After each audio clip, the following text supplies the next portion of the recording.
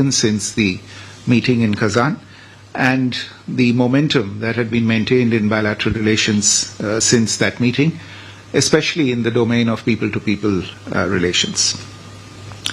This morning, the leaders shared with each other their perspectives for longer-term growth and development of the two countries. They spoke about their respective understanding of principles for bilateral relations, which it is expected will help guide the future work of the two sides as we work on other aspects of the relationship. For instance, they both agreed that the two countries were primarily focused on their domestic development goals, and in this they were partners rather than rivals.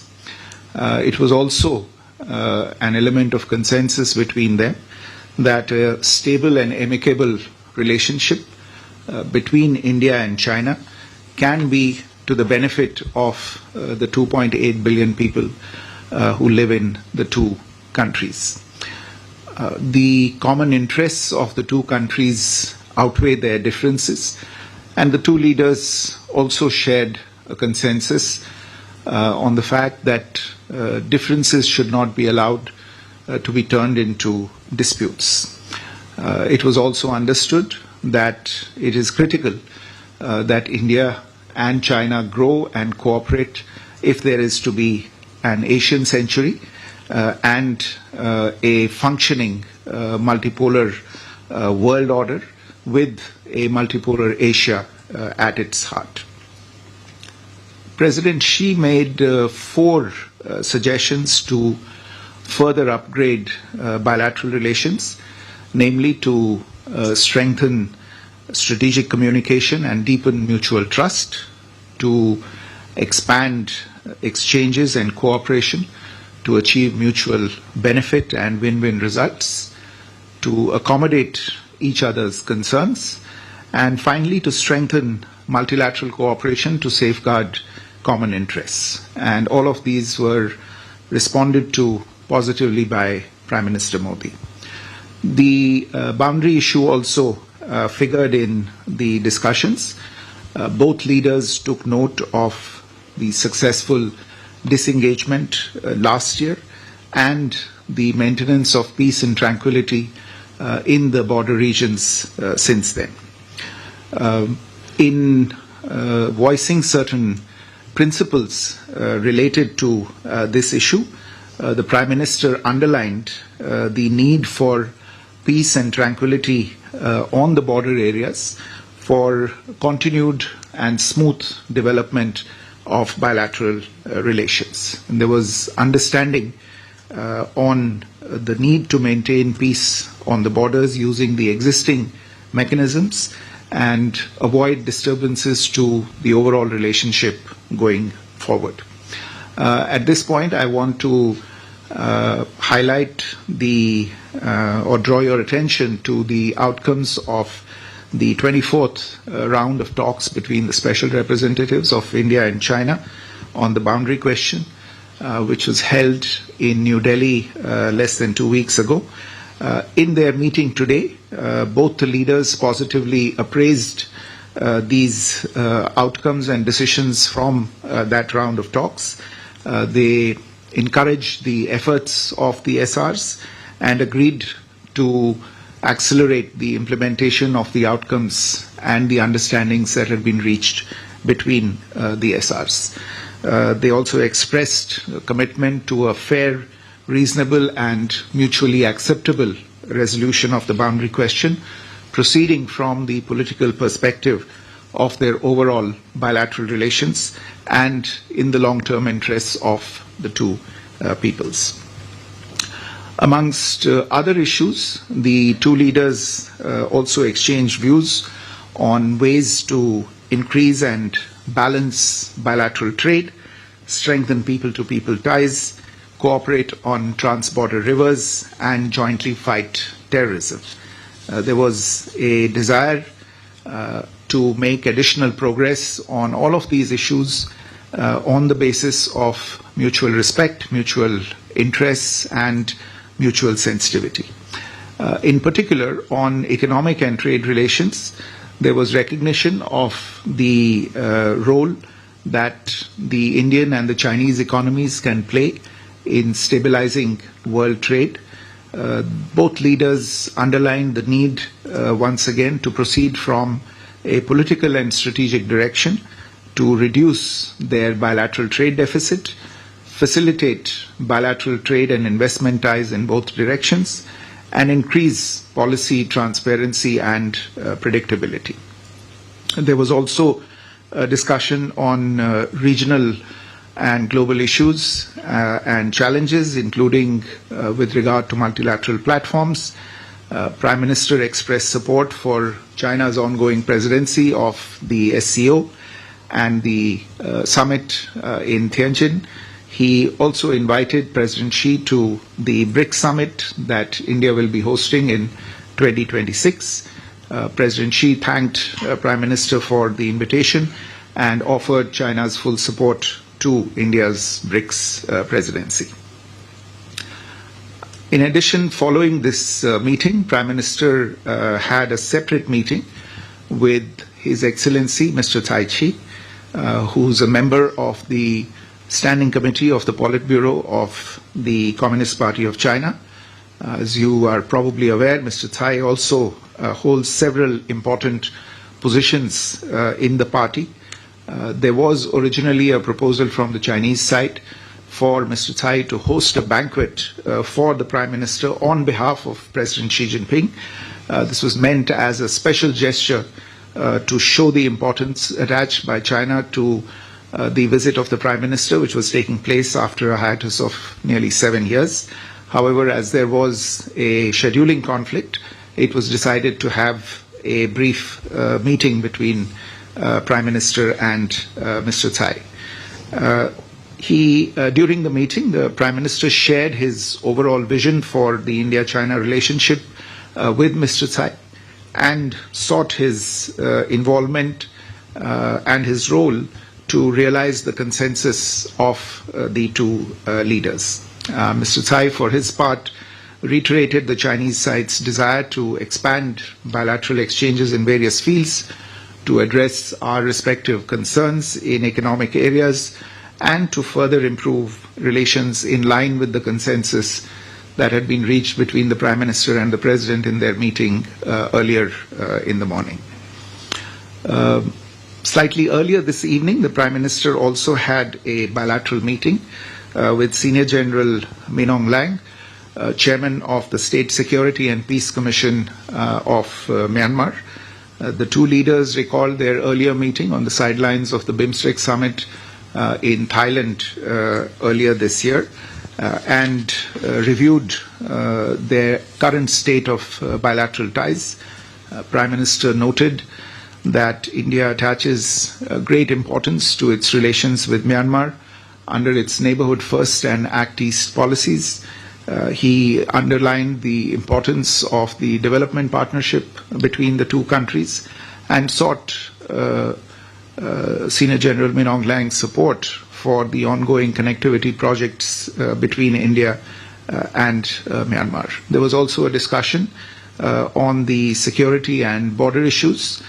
Prime Minister welcomed the announcement of elections in Myanmar and stated that dialogue was the only way forward to foster peace and stability in Myanmar. A short while ago in the evening, Prime Minister attended the official reception of the 25th SCO summit hosted by President Xi Jinping for the visiting leaders. Tomorrow, Prime Minister will be addressing the plenary session of the summit, where he will outline India's approach to fostering regional cooperation under the SCO umbrella.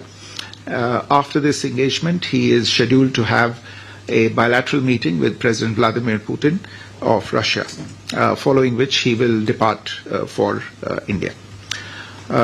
Let me stop here, and I think we have time for a few questions. Thank you. Okay. So we go from Manish, please. For Foreign Secretary, Manish Chand, India Rights Network. My question is about, the ballooning trade deficit, which is close to $100 billion. You spoke about having a balanced economic relationship. What concrete measures, steps were unveiled? Was there any pledge by the Chinese side to step up investment in India? And my second question is that was there any progress on de-escalation if the issue was discussed? And what is the way forward from SR talks? Thank you. Sudhir. So, Sudhir Ranjan from Bloomberg, sir. On the border talks, you did mention about the SR level talks. How does it go forward from here? In particular, the issue of delimitation that has been mentioned in the last joint statement. Uma. Umashankar independent journalist Umashankar Singh independent journalist मेरा सवाल ये है कि चीन की तरफ से जो बयान जारी किया गया है उसमें राष्ट्रपति शी के हवाले से कहा गया है कि उन्होंने प्रधानमंत्री मुसरुक से जो सहमत है क्योंकि भारत पहले से कहता रहा है कि 2020 अप्रैल के पहले की यथास्थिति जो है वो पहली शर्त है दोनों देशों के बीच संबंधों को सामान्य करने की। Siddhant. Hi, sir. Siddhant from WION. Sir, how much was the discussion on the issue of cross-border terrorism, the terrorism emanating from Pakistan during the bilateral meeting between Prime Minister Modi and President Xi Jinping? And my second question is, Prime Minister mentioned about direct flights as well, announcements. Are we looking at any timetable when in next few months we are looking at direct flights? Megha. So I'm Megha Prasad from ABP. My question is about the conversation that President Zelensky had with Prime Minister Modi yesterday, and he puts out on Twitter, and he says that while he was talking to Prime Minister, he's also said that Ukraine reaffirms its readiness for a meeting with the head of Russia. Now, Prime Minister is meeting President Putin tomorrow. Is there some sort of an expectation from Ukraine that India would mediate? If yes, what's the stand that India would take in this situation? So we can take these questions first.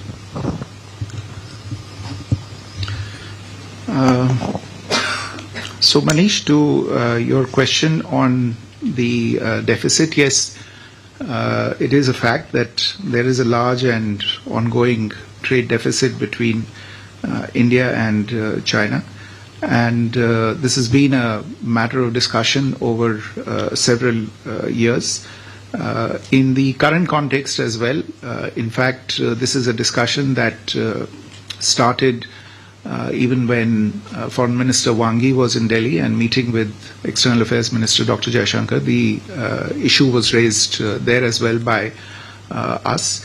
I would go back to the point that I mentioned in my briefing, which was essentially what the Prime Minister shared with President Xi Jinping today, that it is important also to look at the issue of trade and trade deficit from the broad strategic direction and engagement between the two countries. Growing trade between the two countries and narrowing of the deficit will contribute to a change in perception in the relationship as well.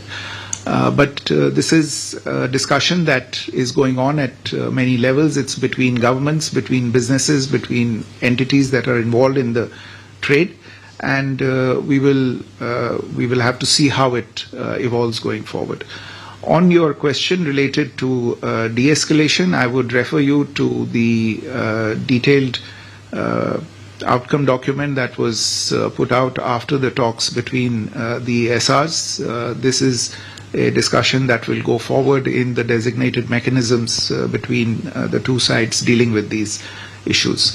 Shruti, this more or less the same goes for your question on how the border talks go forward. You would have again seen the statement that we put out after the SR's talks. You're aware that dedicated mechanisms have been created for taking these talks forward.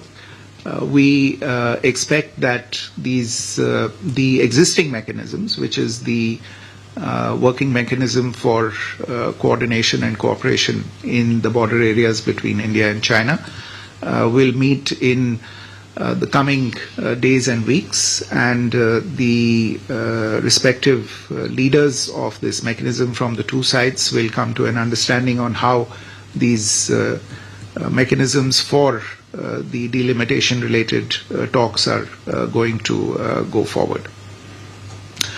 Uma, आपका जो प्रश्न था कि जो राष्ट्रपति she ने कहा है बाउंड्री इश्यूज और द्विपक्षीय संबंधों के बारे में, देखिए मैं सिर्फ इतना कहूंगा कि हम शुरू से मानते आए हैं और अलग अलग स्तर पे हम ये साफ कहते आ रहे हैं कि बाउंड्री पे जो स्थिति होगी वो स्थिति हम उसका जो एक तरह से असर है वो द्विपक्षीय रिश्तों में किसी न किसी तरह देखेंगे, और इसी वजह से सबसे जो एक तरह से इंश्योरेंस पॉलिसी है द्विपक्षीय संबंधों के लिए वो बाउंड्री पे पीस और ट्रैंक्विलिटी मेंटेन करना है। तो ये बात आज बड़े स्पष्ट तरीके से प्रधानमंत्री जी ने भी राष्ट्रपति शी के सामने रखी और हम इसे मान के चलते हैं। Siddhant, on your questions, see, cross-border terrorism was mentioned by the Prime Minister as a priority, and I would add that he did underline the fact that this is something that impacts both India and China, and that it's important, therefore, that we extend understanding and extend support to each other as both of us combat cross-border terrorism. And I would, in fact, like to say that we have received the understanding and cooperation of China as we have dealt with the issue of cross-border terrorism in the context of the ongoing SCO summit. To your question on direct flights, this is something on which the two sides have been engaged quite intensely in recent weeks and months, following the direction and the understanding between the two sides at a higher level earlier this year that this is one of the areas in which we should move forward. Since then, a number of rounds of technical level talks have been held. If I'm not mistaken, there was a civil aviation delegation from India in Beijing earlier this week for further discussions. My understanding is that at a broad level an agreement or a consensus has been reached on restarting direct flights, and this is something that you heard the Prime Minister refer to in his comments this morning. What remains, I think, are certain operational issues, and the two sides are in contact with each other. There are issues related to the air services agreement, issues related to scheduling, calendar, etc. My understanding is that these will be addressed in the coming few weeks, and we should see a resumption of direct flights soon after that. Megha, your question on the Prime Minister's conversation with President Zelensky of Ukraine, and I think we have put out an account of the conversation between the Prime Minister and President Zelensky as to how and what will be reflected in the conversation with President Putin. I would at this stage not preempt the conversation that is going to take place tomorrow afternoon. But we'll try and update you on the proceedings in that conversation once it takes place tomorrow. Thank you. Okay, Gauri. So Gauri Dwivedi from NDTV. First question, sir. Did the issue of additional tariffs imposed by the Trump administration figure in the talks in the backdrop of China supporting India's stance? And secondly, with regard to the applications, the Chinese applications that remain blocked in India, has there been any discussion to that effect? Shubha. Foreign Secretary Shubhajit Roy here from Indian Express. In the readout, in the Indian statement, I see that it's been framed that India and China are not rivals but partners.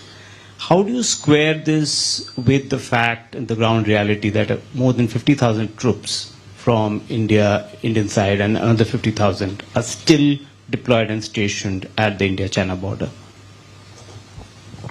Aditya.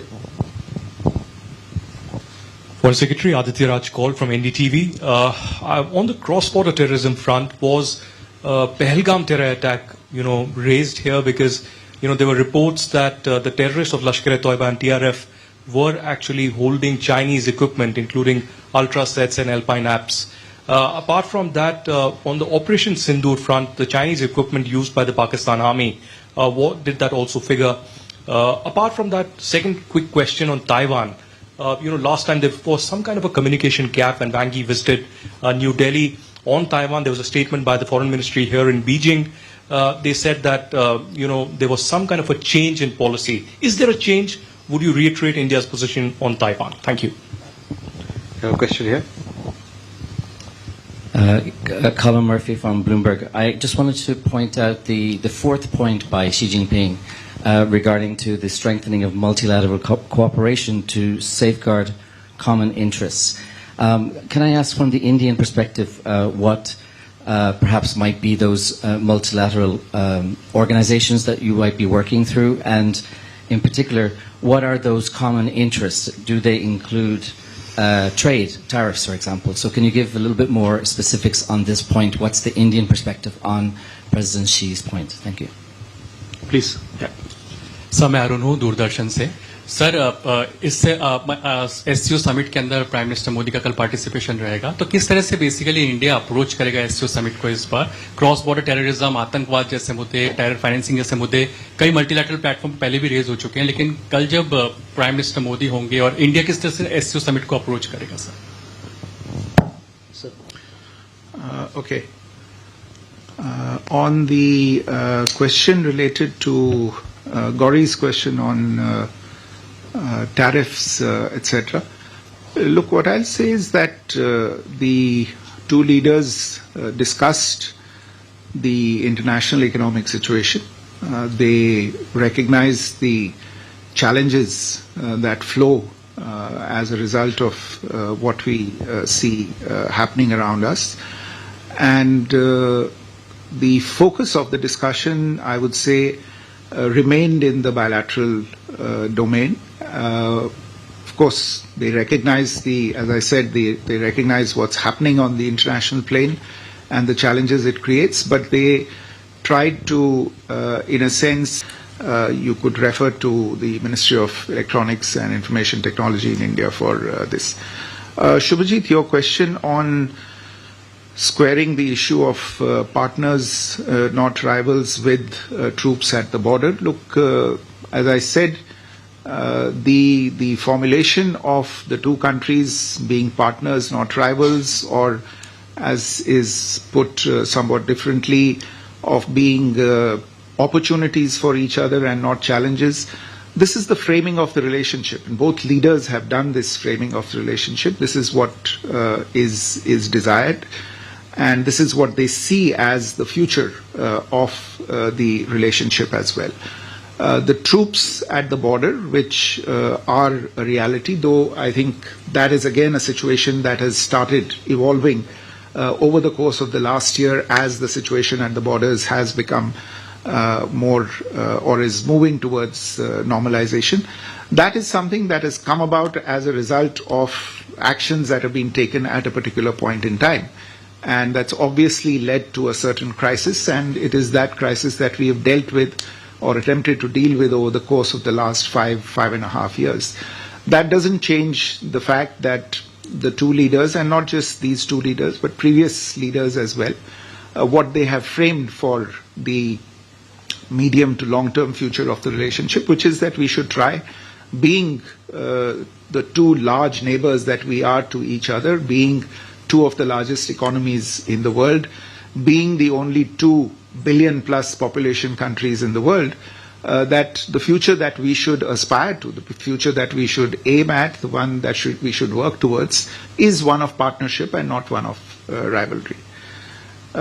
Aditya, on your questions related to cross-border terrorism, look, all I'll say is that without going into the specifics, that the issue was discussed. It was raised by the Prime Minister, and he outlined his understanding very, very crisply and very specifically on this issue. As I said, he outlined the fact that this is a scourge that both China and India have been victims of, and India is still combating this menace.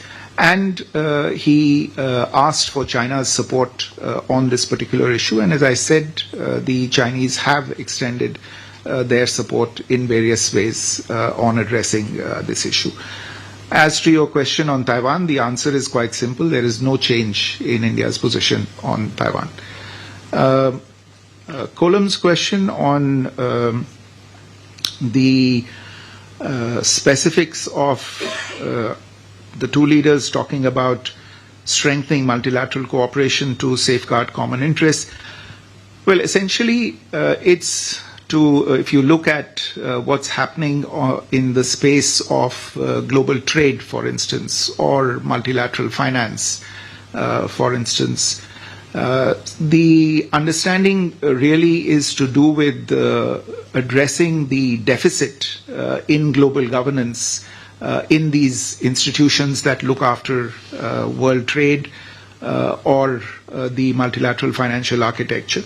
Obviously, there is a deficit in how the WTO is working, for instance. There is even a deficit in how the United Nations is working at this point in time.